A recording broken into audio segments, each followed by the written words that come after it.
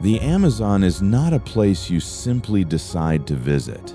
It is a place that decides what to do with you. Before anyone ever boards a boat and pushes out into the deep green, there is already a story running in their head.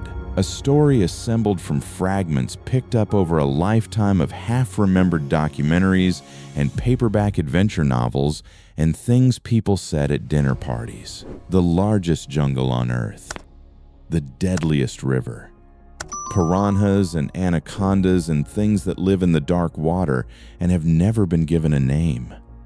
There is no other place on the planet that has been turned into myth quite so thoroughly as this one, and perhaps no other place where the myth and the reality sit so close together and yet remain so far apart. The first thing that reaches you, even before you reach it, is the sound. People who have made this journey tend to describe it the same way, regardless of where they came from or what they expected. You can be standing on a dock in a riverside city, still hours from anything that could be called deep jungle, and the sound is already there. A wall of noise, alive and constant, and layered in ways the human ear was not designed to separate into its individual components. Insects and birds and frogs and the slow movement of water through roots and the creak of trees adjusting their weight, and something underneath all of it that is harder to identify. Something that is just the forest breathing. It does not stop. Not in the morning. Not in the afternoon. Not at 3 in the morning when everything else in the world has gone still. The Amazon does not have quiet hours. And that is the first thing that tells you where you are. The Amazon basin covers approximately 5.5 million square kilometers, spread across 9 countries in South America. Brazil holds about 60% of that. The rest is divided between Peru, Colombia, Venezuela, Ecuador, Bolivia, Guyana, Suriname, and French Guiana. If you were to place the Amazon rainforest over Europe, it would cover the continent almost entirely and still have room to spare. It is not, in any meaningful sense, a jungle. It is a world. A self-contained, self-regulating, almost impossibly complex world that has been running continuously for approximately 55 million years, long before humans existed anywhere on Earth to observe or measure or give things names. Numbers like that are easy to say and almost impossible to feel. The only way to really understand the scale is to experience it directly. To travel for 3 days on a river that never seems to narrow, watching the same green walls slide past on either side, and slowly realize that what you are looking at is not the edge of the forest. It is the edge of the river. The forest continues behind that wall of green for hundreds of kilometers in every direction. There is no point from which you can see where it ends, because in most directions, it simply does not. The river itself is a separate story. The Amazon River is the largest river in the world by volume, discharging more fresh water into the Atlantic Ocean than the next 7 largest rivers on Earth combined. In the dry season, it stretches several kilometers wide in places. In the wet season, it floods, but not the way rivers flood elsewhere. The way a river overflows its banks, ruins a few fields, and recedes after a week. When the Amazon floods, it rises by as much as 15 meters. It spreads across the forest floor for hundreds of kilometers in every direction. Trees that stood in dry land become submerged up to their canopy. Fish swim through what was forest 3 months ago.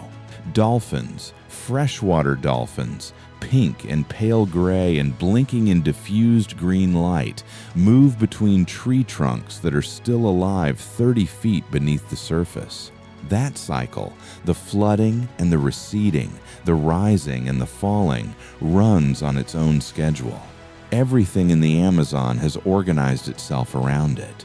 not around human calendars or market seasons or anything that was decided in a conference room somewhere. Around the river. When the water rises, certain fish spawn. When it recedes, certain fruit falls. When the floodplain dries, certain animals move and certain predators follow them. Life here is not merely adapted to this rhythm, it is built from it, the same way a house is built from its materials. For someone arriving from a city, the first real confrontation with the forest usually happens through light, or rather, through the absence of it. The Amazon canopy is not one layer, it is 5. The emergent layer at the top, where the tallest trees break through and stand isolated above everything else. The main canopy below that, a nearly unbroken ceiling of interlocking leaves and branches. Then the understory, the shrub layer, and finally the forest floor. All of them so dense that by the time sunlight has filtered down through all 5, it has been reduced to something soft and cool and green. Standing on the forest floor at noon, you are in permanent twilight. The light is beautiful in a way that is genuinely difficult to photograph and almost impossible to describe. But what it means practically is that orientation fails very quickly. There is no horizon to check, no sun position to read, no landmark to anchor yourself to. The forest looks the same in every direction. Every tree looks like every other tree. Every path closes behind you within seconds. This is not a metaphor. People get lost in the Amazon. Experienced people.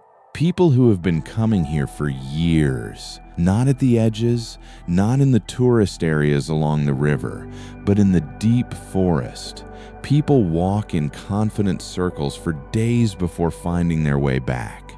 There are stories here that are not meant to be entertaining. Stories of skilled hunters who stepped 20 minutes away from their group and did not come back for 3 days. The forest is not hostile. It does not want to harm you. It simply has no interest in making itself legible to people who are only passing through. It has been here for 55 million years. You are a recent arrival with a camera and a phone that stopped working when the moisture got into it. The forest barely registers the difference. And then there is the wildlife. The Amazon basin is home to somewhere between 10 and 15% of all species on Earth. That number includes approximately 2.5 million species of insects, nearly 1,300 species of birds, more than 400 species of mammals, and around 3,000 species of freshwater fish.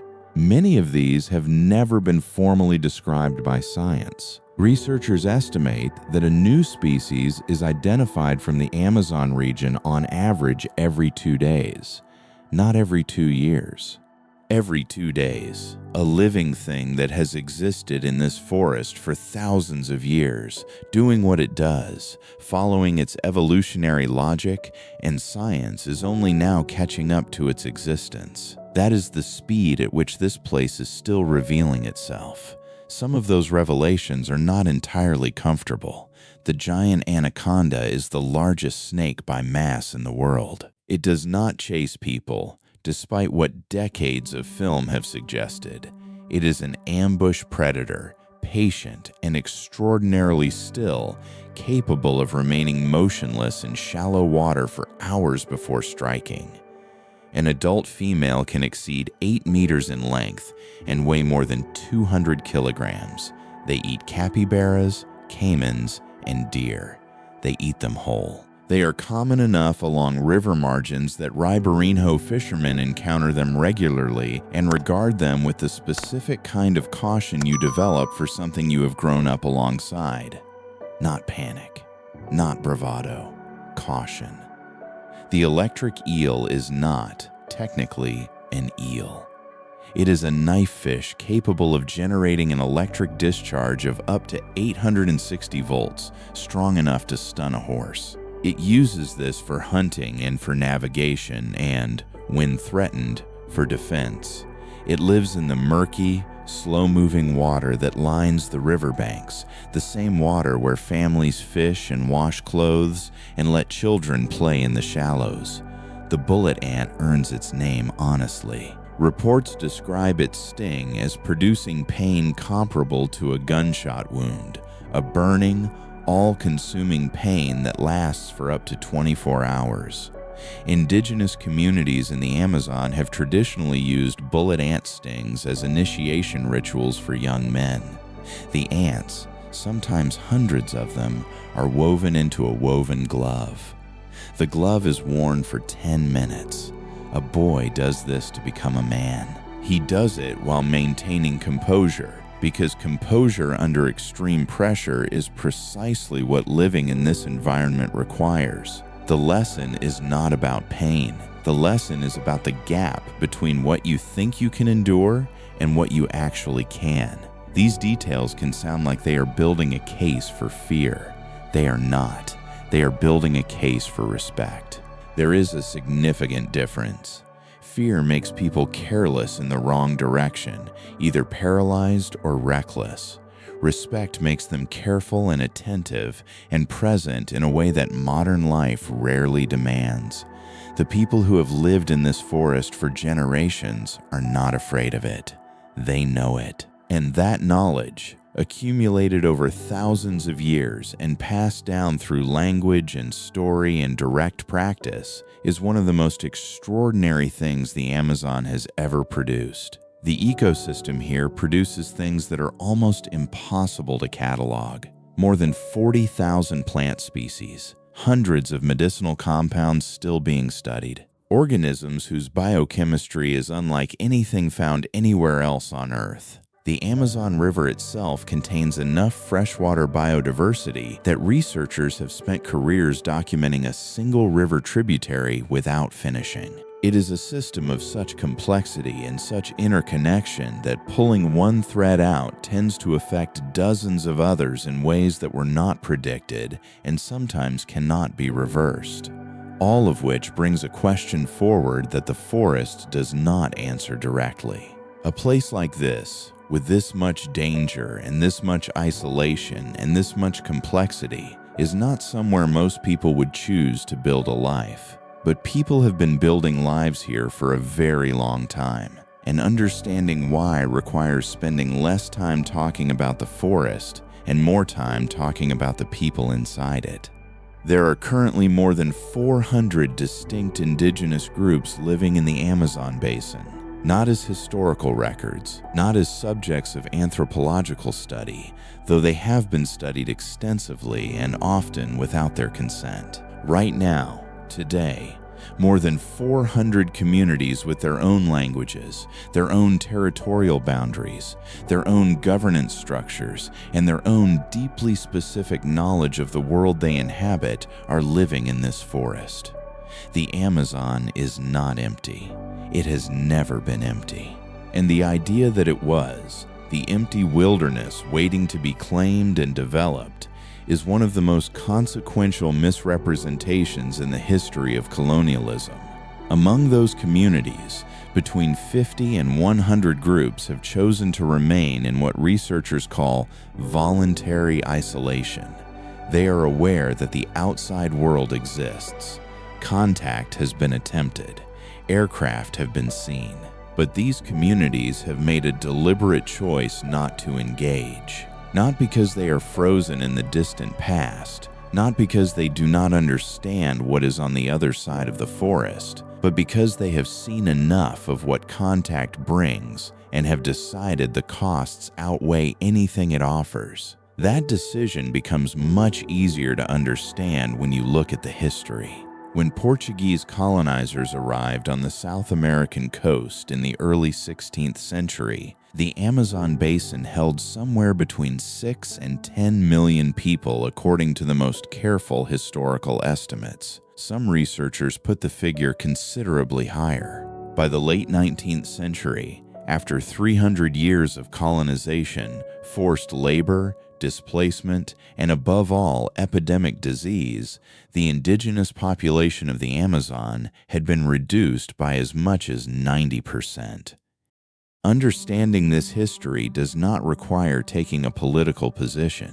It just requires reading what happened and applying the kind of basic logical reasoning we would apply to any other sequence of cause and effect. And yet, the communities that remain are not defined by that history in the way outsiders sometimes assume.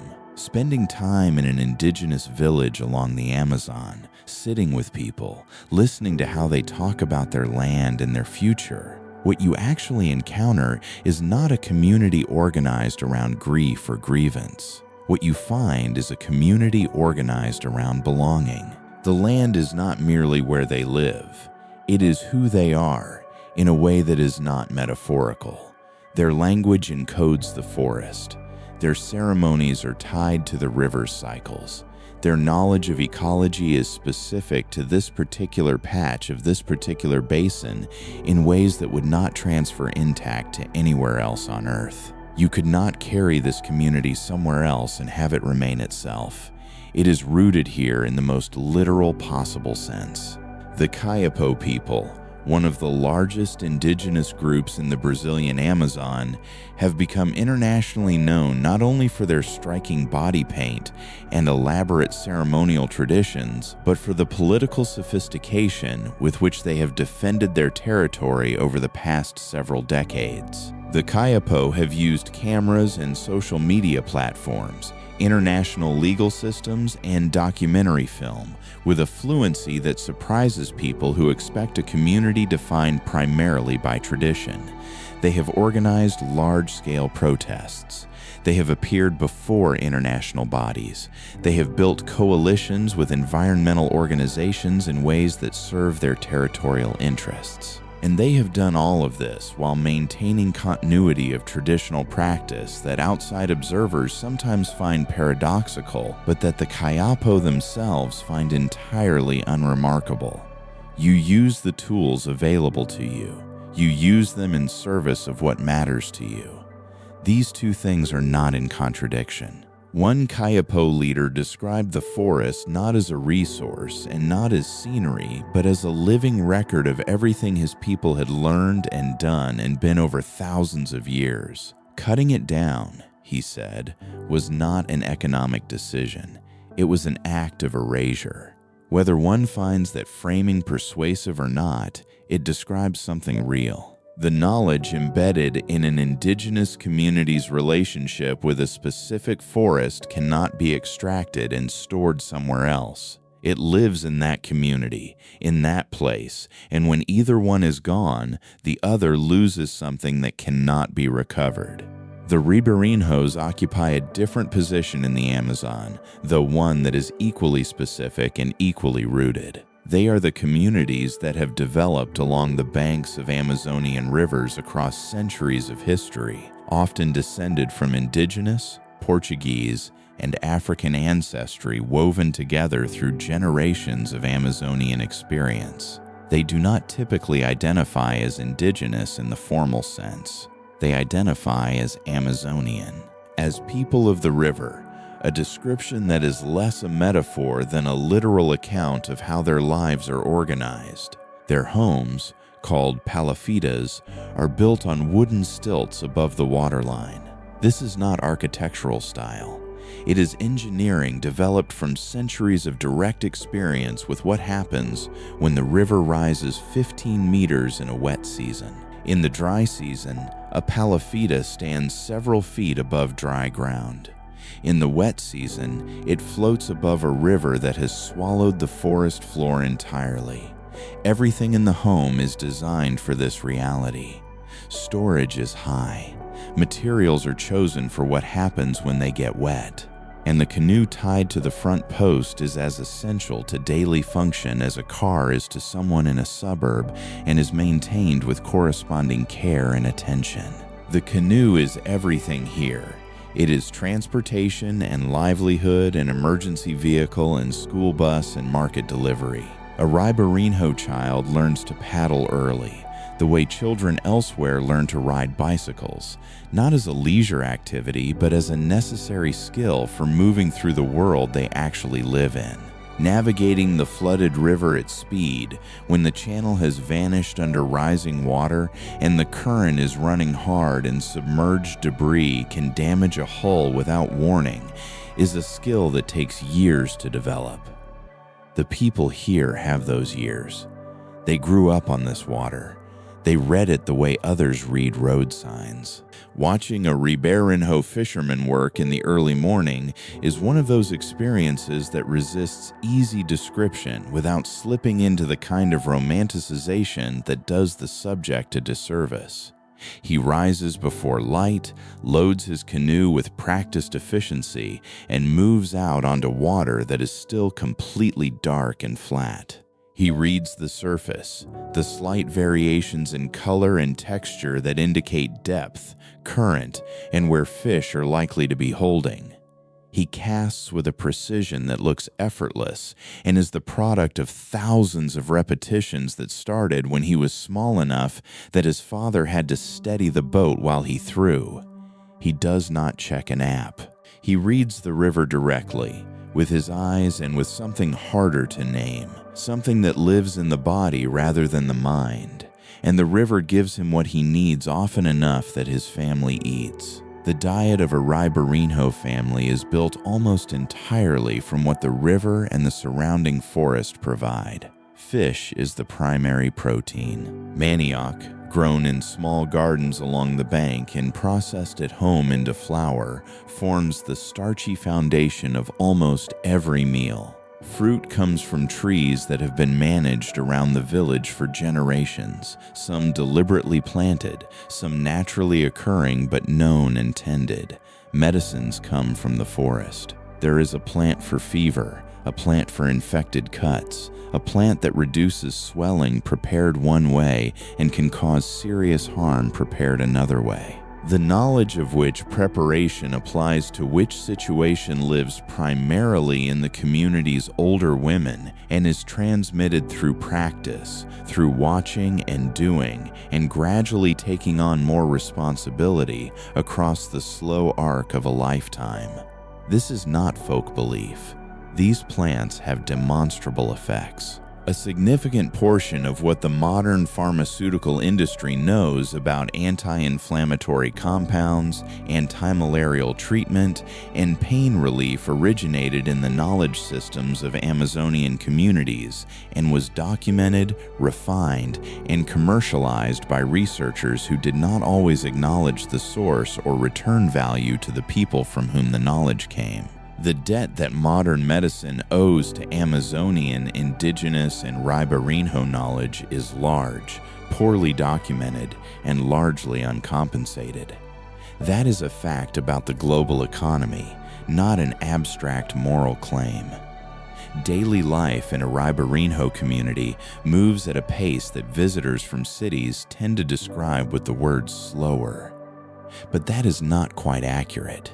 It is differently organized. The morning hours are intense, the most active part of the day, when the fishing happens, and the washing, and the loading and unloading, and the 100 small tasks that keep a household running. By midday, the heat makes sustained outdoor activity impractical and life slows deliberately, the hammock hours, waiting.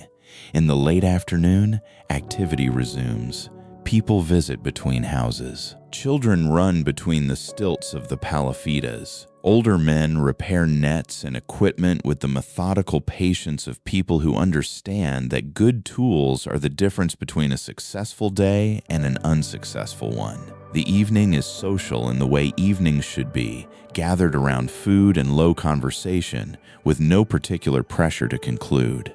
A child who grows up here grows up knowing the river in their body, not as information, but as physical intuition. A 6-year-old who swims in the Amazon knows how the current moves around a submerged root, how the temperature changes between surface and depth, how certain light on the water in the afternoon means something different from the same light in the morning.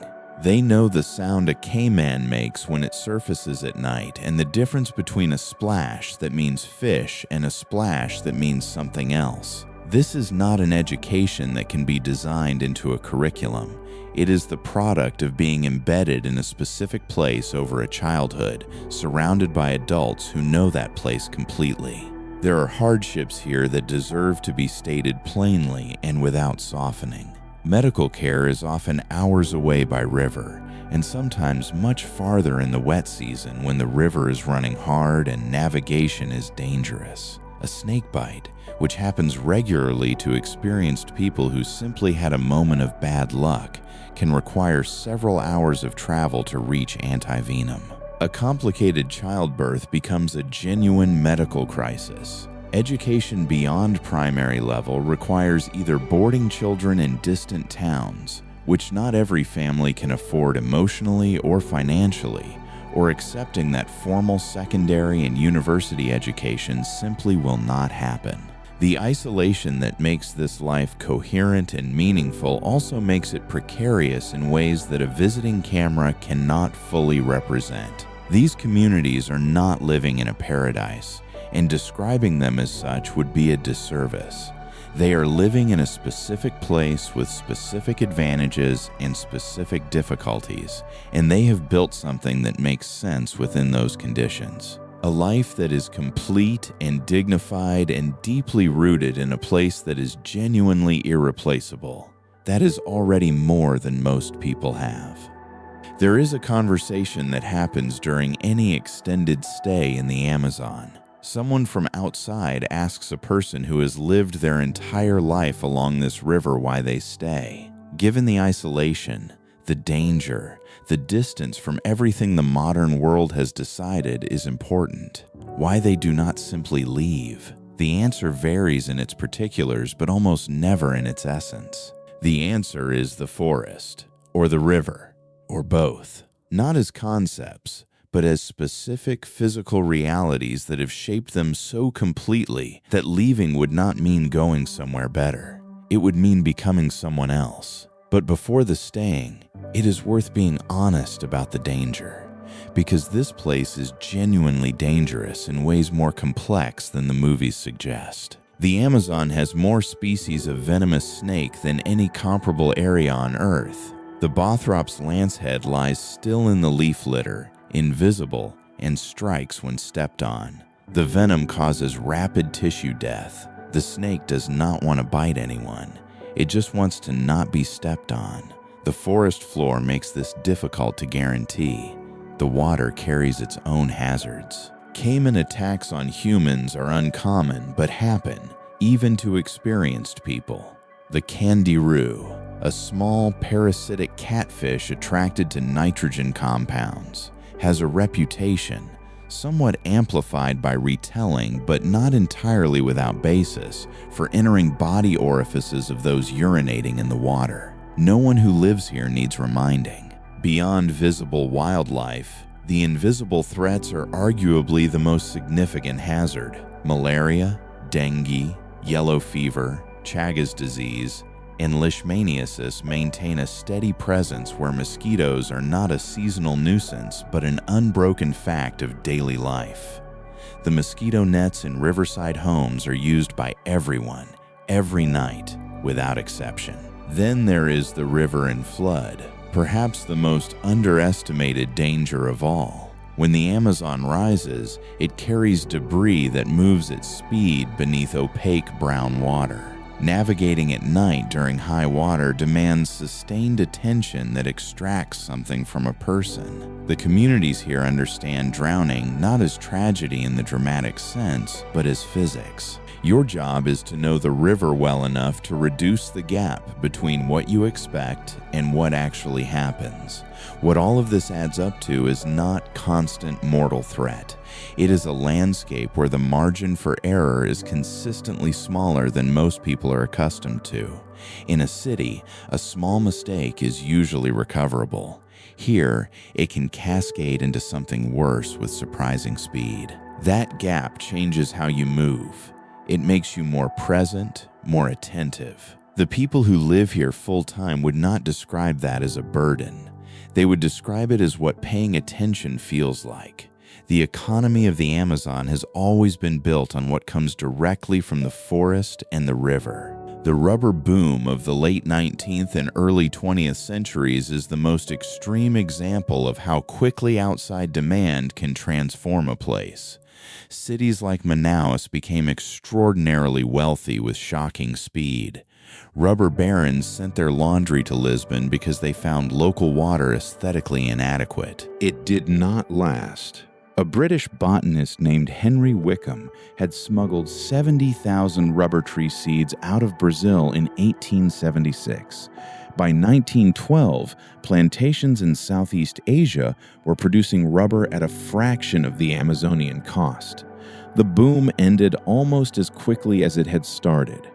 The lesson the Amazon has repeated across different centuries: places whose value comes from outside demand rather than internal coherence rise and fall with that demand, and communities at the base absorb the consequences in both directions. Today, the primary activities are fishing, harvesting non-timber forest products, small-scale agriculture, and ecotourism. Brazil nuts can only be harvested from wild trees in old-growth forest, meaning a standing tree is directly more valuable than a felled one. This is not an environmental argument. It is arithmetic. Acai creates a similar incentive, though the gap between what harvesters receive and what is charged at the other end of the supply chain remains unresolved. The pirarucu, one of the largest freshwater fish on Earth, was nearly eliminated from many rivers by uncontrolled harvesting in the 1990s. Community management programs, where local fishing families set and enforce their own annual catch limits, have brought populations back dramatically. Communities with a generational stake in the fishery manage it more sustainably than outside commercial interests with short-term extraction goals. This finding has been replicated enough times that it functions less as an interesting observation and more as a general principle. But none of this can be discussed honestly without talking about deforestation, because everything else, the culture, the economy, the knowledge, depends on the forest remaining. The Amazon has lost approximately 17 to 20% of its original forest cover, most of it since the 1970s, driven by cattle ranching, soy cultivation, illegal logging, and roads that open remote areas to these activities. What makes this existential is not only the direct loss, but the system dynamics it triggers. The Amazon generates its own rainfall through transpiration, what scientists call the biotic pump. Models suggest that if deforestation reaches roughly 20 to 25% of original cover, the forest may cross a threshold beyond which it can no longer generate enough rainfall to sustain itself. Parts of the most biodiverse places on Earth would transition to savanna. The rainfall supporting agriculture across much of South America would decline. This is not speculative. It is the current scientific consensus. The uncertainty is not whether the threshold exists, it is where exactly it falls. Sitting in a riverside village at dusk with that knowledge present is a particular kind of experience. Children jumping off a dock, a man cleaning the day's catch on a worn wooden table, a woman tending the fire. The sound of the river against the stilts and the forest behind everything else, that constant layered sound that never stops. This is what is at stake, not an abstract ecosystem or a biodiversity statistic. This specific life, these specific people, this specific knowledge accumulated across thousands of years and existing nowhere else on Earth. This is why people stay. Not out of inertia, but because what they have here cannot be relocated or reconstructed elsewhere. A Riverino woman, asked whether she was frightened of the river, said she was not frightened of the river. She was frightened of a world without it. She could not imagine who she would be without it, and she was not interested in finding out.